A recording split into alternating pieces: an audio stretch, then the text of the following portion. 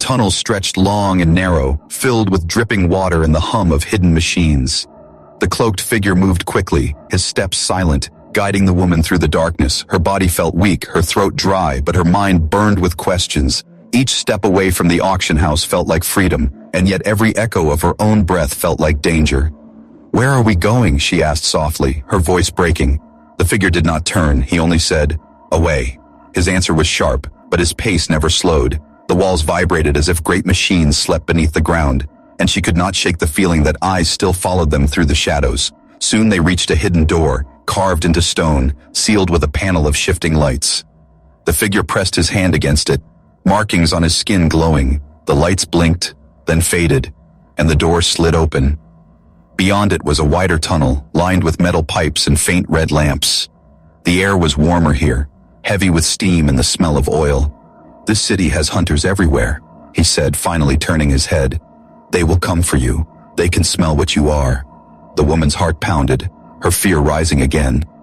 "What I am," she whispered. "I'm only human." His hood shifted, and though his eyes were hidden, she felt his gaze pierce through her. "That is exactly why they fear you," he said. They walked deeper, past broken machines and rusted cages. The tunnels bent like a maze, each corner darker than the last. The woman stumbled, nearly falling, but he caught her arm, his grip strong and steady.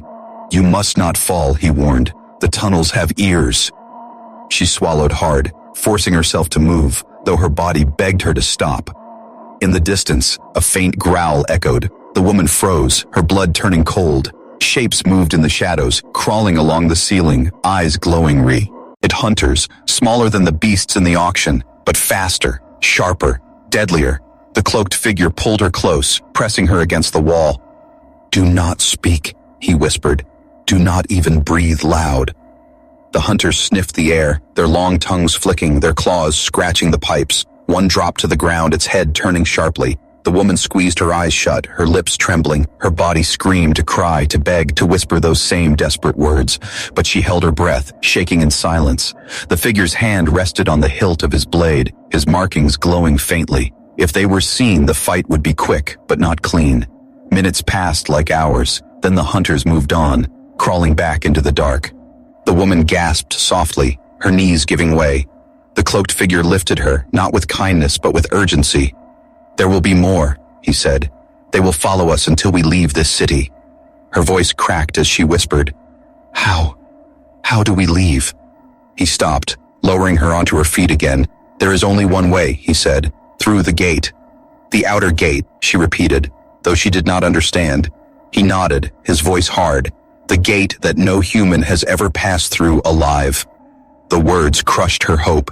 Yet in his voice there was something else, not despair but challenge. Her chest tightened, her whisper came again without thought. "Just get me out of here." The figure looked at her, and for the first time she thought she saw his eyes, glowing faint in the dark.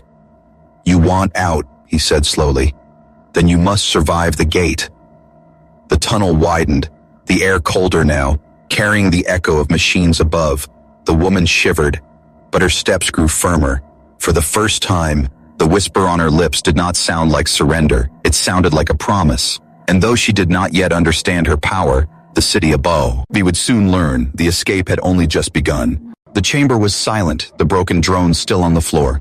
The woman stood frozen, her hands trembling, her breath sharp and uneven. Her mind screamed that she had done nothing, yet her heart knew something had changed.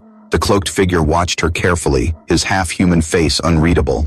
"You felt it," he said, his voice calm but heavy. She shook her head, her lips parting. "I don't understand," she whispered. "I didn't touch them. I didn't fight. They just stopped." The figure stepped closer, his cloak brushing the dust. "You did not touch them, but your fear touched the world around you," he said. "That is the power of a human when cornered."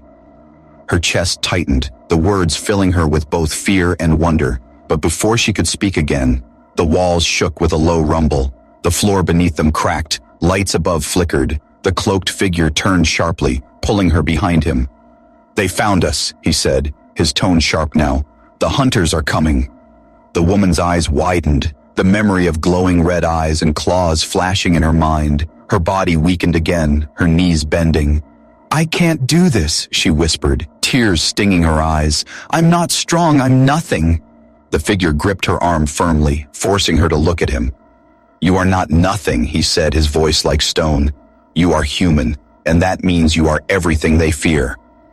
Before she could answer, the chamber doors burst open. Hunters poured inside, crawling on walls, their eyes burning with hunger. The woman screamed, stumbling back, her voice cracking with terror. Please, just get me out of here. The air shifted, a strange pulse rippling through the chamber. The lights above exploded, sparks raining down. The hunters screeched, their claws digging into stone, their bodies shaking. One by one they collapsed, their limbs twisting, their eyes dimming. The entire room fell into silence once more. The woman stared at the scene, her breath shallow. Her hands glowed faintly, though she had not touched a single creature. Her body trembled, her heart racing so hard she thought it might break. I did this, she whispered, her voice soft but shaking. The cloaked figure stepped closer, his eyes sharp. Yes, he said simply, and you will do it again. Fear burned in her chest, but so did something else. It was like fire and ice at the same time. She felt small, yet she felt vast, weak, yet powerful. The hunters had fallen not because of him, not because of a weapon, but because of her. She dropped to her knees, tears spilling down her face. I don't want this, she said, her voice breaking. I don't want to hurt, I don't want to kill. The figure knelt before her, his tone softer now. You did not choose this, but it chose you, he said. And if you do not accept it, then they will take you, and they will use you until there is nothing left. His words struck deep, pulling at the memory of the cage, the auction, the whispers, sold for flesh, hold me, use me. Her whisper returned, but this time it was different. Don't use me, she said, her voice low but sharp. Don't let them use me. The figure nodded, his expression unreadable, but his voice steady. Then learn to use yourself before they do, he said. Your power is raw now, uncontrolled. But with time you will bend it. Not as a weapon they own, but as a force they cannot stop. The chamber shook again, more hunters approaching from far tunnels. The woman rose slowly, her legs still weak but her eyes sharper now. For the first time her whisper did not sound broken, it sounded like fire. Then teach me, she said, her voice trembling but strong. Teach me how to survive. The cloaked figure stood tall, his cloak falling heavy around him. He looked down at her with something close to pride. Good, he said, drawing his blade, the markings on his skin glowing brighter. Because the city will not stop, and neither will they. And if you wish to live, your first lesson begin. The smoke of the auction hall still clung to her skin. The woman's legs trembled as the cloaked figure pulled her through the narrow passages. The sound of claws and laughter echoed behind them, but no one dared to follow. That token, whatever power it carried, had silenced the crowd. The figure did not speak, his steps silent, his cloak brushing the metal floor. The woman tried to pull away, her voice shaking. Where are you taking me? She whispered. Her throat burned, her lips cracked, but the words still came. Sold for flesh, hold me, use me, just get me out of here. The cloaked figure stopped, his head tilting slightly. He turned to her, his face hidden in shadow. You must not say those words here, he whispered back, his voice low, deep, almost human. If they hear you, if they know what you are, it will be the end of both of us. Her heart raced, her fear grew. What was he talking about? What she was just a girl, stolen from her home, dragged across the stars, sold like cattle. There was nothing special in her, nothing but fear. Yet his words carried a truth she could not deny. They entered a hidden chamber, far from the bright halls of the auction. The walls were rough, carved stone, glowing with faint blue lights. It looked like an old tunnel, abandoned, forgotten. The cloaked figure finally stopped and turned toward her. Sit, he said simply, pointing to a broken crate. She obeyed, though her body shook. He lowered his hood just enough for her to see his mouth. His skin was pale, almost human, but lined with strange markings that glowed faintly in the dark. His voice carried both kindness and warning. You are human, he said. Do you understand what that means here? Her breath caught, her chest tight. I don't know, she whispered. Tears stung her eyes, her mind spun. I was taken, locked, sold. I don't know anything, the fig. Yor crouched low, his eyes hidden but his presence heavy. In this galaxy, humans are not just flesh, he said.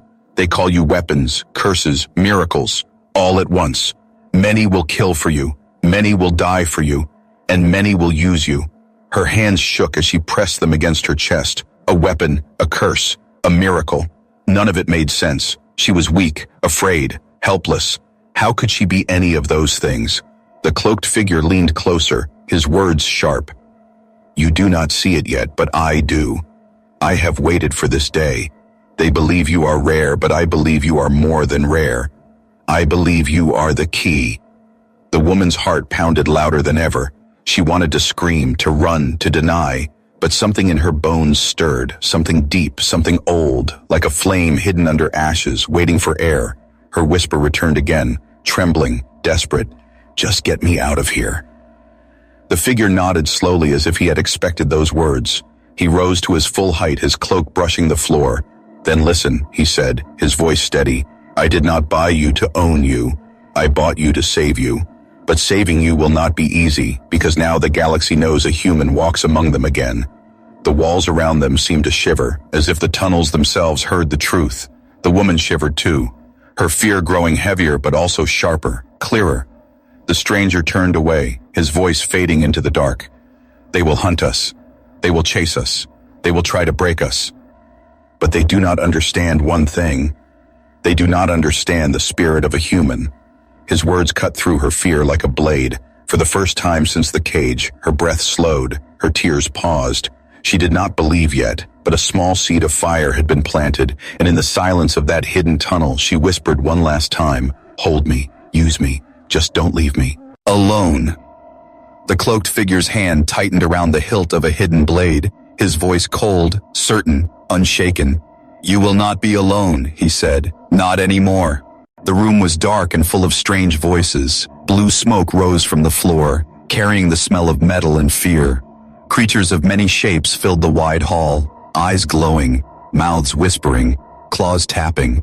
It was an auction house, but not for gold, not for jewels. It was for living things. At the center of the hall stood a cage made of black glass.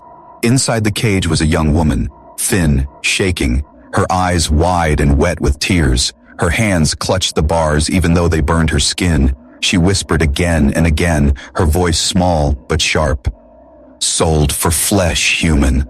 Hold me, use me, just get me out of here. The crowd hissed with hunger, some with laughter, some with greed. Alien voices shouted prices, strange coins and crystals thrown in the air. To them, she was not a person, only a rare prize, a human. Humans were almost gone from the galaxy, hunted, broken, traded like animals. The audience wanted her for many reasons, some dark, some worse. The auction master, a tall figure with a mask of bone, raised his hand. Begin the bidding, he said, his voice echoing through the hall. One creature, covered in scales, raised a glowing crystal. Another, with 6 red eyes, hissed a number that made the crowd stir. The woman pressed her forehead to the bars, whispering again, Please, just get me out of here. Her words were soft, but something about them cut through the air. For a moment, the voices slowed, as if everyone had heard something dangerous. Then the shouting grew louder, harsher, more desperate. The price rose higher and higher. They wanted her not only for flesh, but for the hidden secret every alien feared, the secret that made humans different. In the corner of the hall, a cloaked figure watched, silent, unmoving. The hood covered his face. He did not shout. He did not show greed. But when the bidding reached its peak, he raised one single token. The room froze. The token glowed with a mark no one dared to challenge. The auction master lowered his head. The winner is decided, he said, his voice almost trembling. The cage opened with a sharp hiss. The woman stumbled forward, weak but still alive. The cloaked figure stepped out of the shadows, his movements quiet, almost gentle. He wrapped a dark cloth around her, hiding her from the eyes of the crowd. The aliens hissed in anger, some in fear, but none moved closer. The power of that single token held them back. As he led her out of the hall, the woman whispered again, Sold for flesh. Hold me. Use me. Just get me out of here. This time her voice shook with both hope and terror. The cloaked figure bent his head close to her ear. If they know what you are, we both die, he said. Her heart stopped for a moment. What did he mean? What I am? She was only human, broken, weak, sold like an object, but his words carried a weight she could not understand.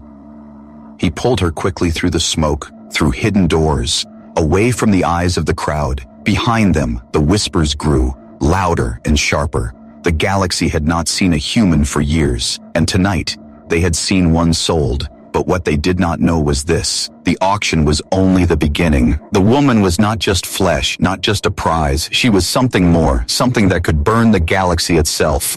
The tunnel walls trembled with the sound of distant claws. The cloaked figure led her deeper, away from the fallen hunters, his blade still glowing faintly.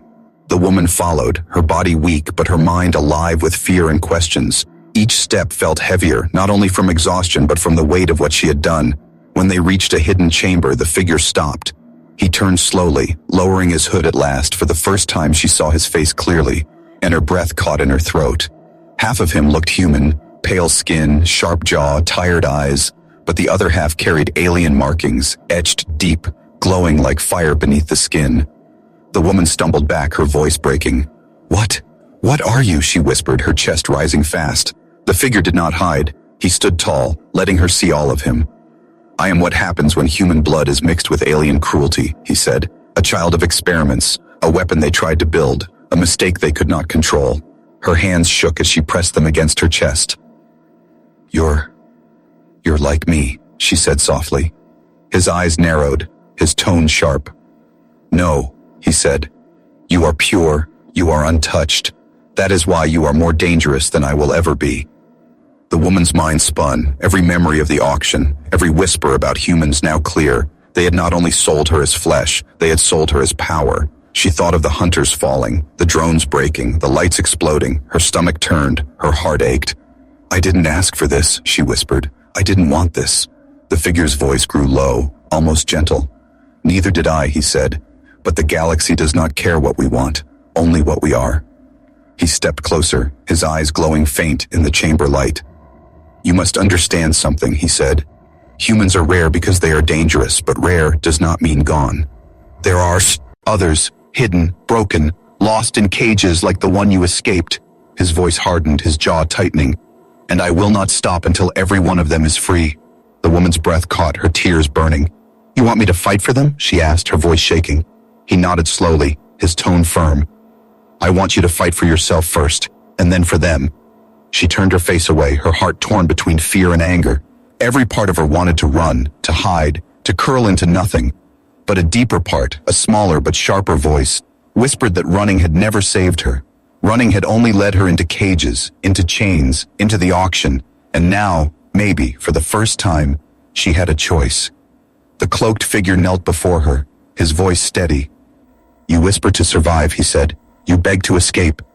But soon your whispers will not be for fear. They will be commands. And the galaxy will listen." Her eyes met his, wide, trembling, but alive. "What if I fail?" she whispered. His answer was sharp, immediate. "Then you will die," he said. "But not as their slave, not as their prize, not as their weapon. You will die as what you were meant to be, human." Silence filled the chamber, heavy and deep. The woman's heart pounded, but her fear was shifting, not gone, but reshaped into something harder, sharper. She pressed her trembling hand to the wall, feeling the faint hum of energy beneath it. The power inside her still frightened her, but it no longer felt like a curse. It felt like a door, waiting to be opened. Her voice came again, soft but steady. "Then show me how," she whispered. The figure rose, his cloak heavy around his shoulders, his eyes burning brighter. "I will," he said. "But you must understand, once you step onto this path, there is no turning back. They will hunt you, they will hate you, and they will fear you. But one day, they will remember you." The woman lowered her eyes, her breath sharp, her hands still trembling. Yet when she whispered this time, her voice carried more strength than before. "Then let them remember." The tunnels grew colder as they moved, the air heavy with dust and echoes. The woman's steps slowed, her body weak, but her mind restless. Each word the cloaked figure had spoken replayed inside her head. A weapon, a curse, a miracle. What did it mean? How could she, broken and helpless, be any of those things?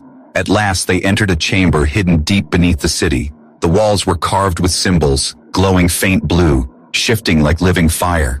Old machines stood silent, covered in dust, as if waiting for something.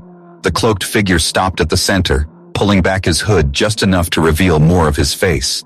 His skin showed human lines but also alien marks, glowing with power. He turned to her, his voice steady but sharp. "You ask what you are," he said. "Now you will know."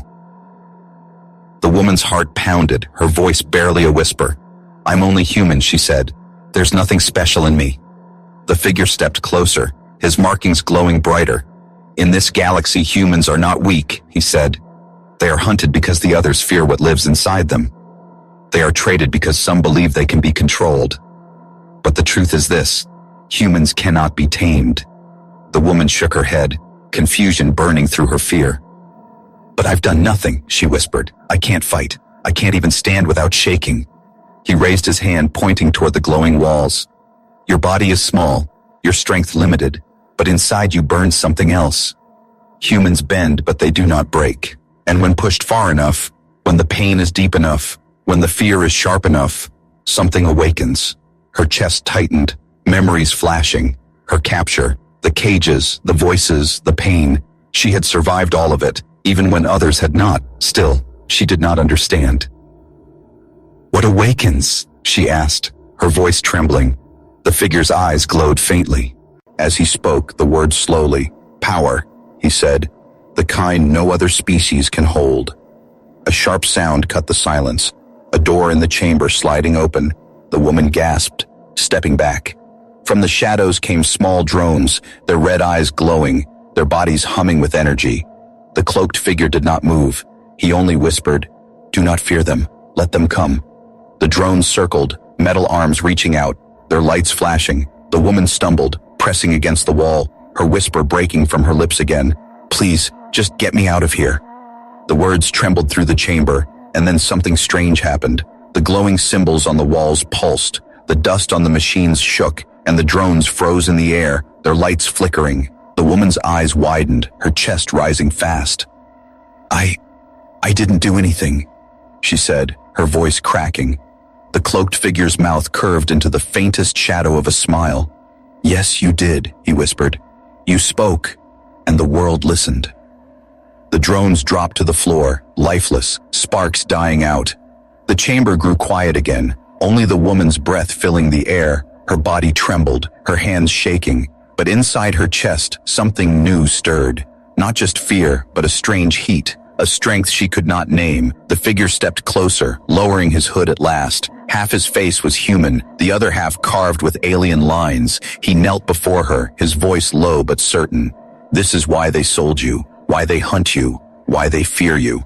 You are human," he said, "and that means you are dangerous."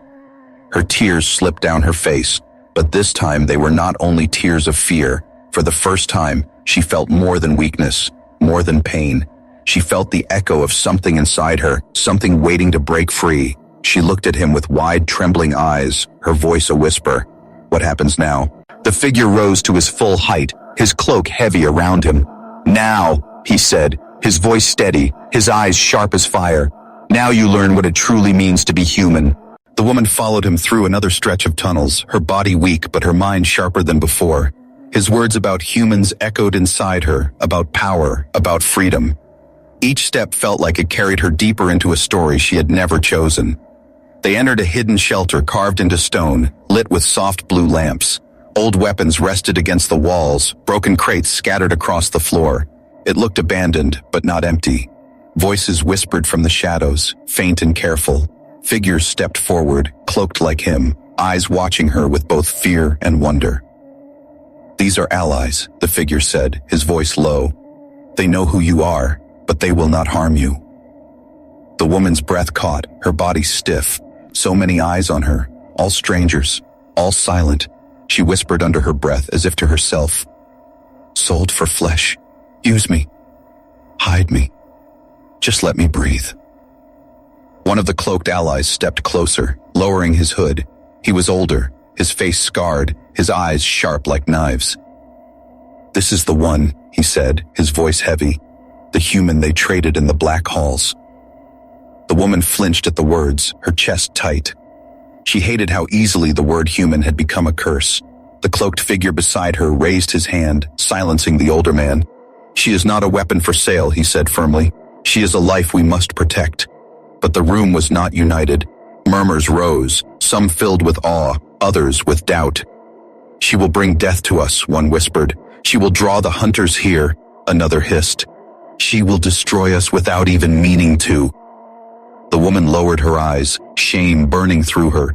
They were right, weren't they? Everywhere she went, danger followed, cages followed, chains followed. Maybe she was not a miracle. Maybe she was only a curse. The half-human leader noticed her silence, his jaw tightening. He placed a hand on her shoulder. "Steady, but strong." "They fear you because they do not understand," he whispered to her. "They do not know what I see." But before she could answer, a sound cut the air. A heavy door slammed shut behind them. Figures moved from the shadows, weapons raised. The allies she had just seen now pointed blades and rifles at them. Her heart jumped. Her body froze. "What's happening?" she whispered. The older man stepped forward, his scarred face twisted. "You think we follow you," he said, his voice sharp. "You think we protect her." His eyes burned with greed as he looked at the woman. "No, we sell her," he spat. "We sell her again for a price greater than any of us have ever dreamed." The woman's chest tightened, her breath shallow. The word echoed again. "Sold, always sold." Her whisper broke out without thought, trembling and sharp. "Not again," she said, tears burning her eyes. "Please, not again." The half-human leader drew his blade, his markings glowing with fire. His voice thundered through the chamber. "You betray me. You betray us all." But the traitors only sneered, their weapons steady. "She is power," the older man said, "and power must be used." The woman's fear grew, her body shaking. But with the fear came that strange heat again, that strange fire. The lamps flickered, the air pulsed, the ground trembled under her feet. The traitors glanced around, unease flashing in their eyes. "What is this?" one whispered. "What is she doing?" The woman's whisper came again, but this time it was not only fear, it was pain, anger, defiance. "Don't use me," she said, her voice breaking but strong. The blue lamps shattered, shards raining down like glass rain. The walls shook, the crates split, weapons fell from hands. The older man stumbled, fear replacing greed in his eyes. The half-human leader stepped forward, his blade glowing brighter. "You see now," he said, his voice sharp as fire. "She is not yours to sell, not yours to break." The traitors faltered, their weapons lowered. Fear spread across their faces, the truth undeniable. The woman stood trembling, "T.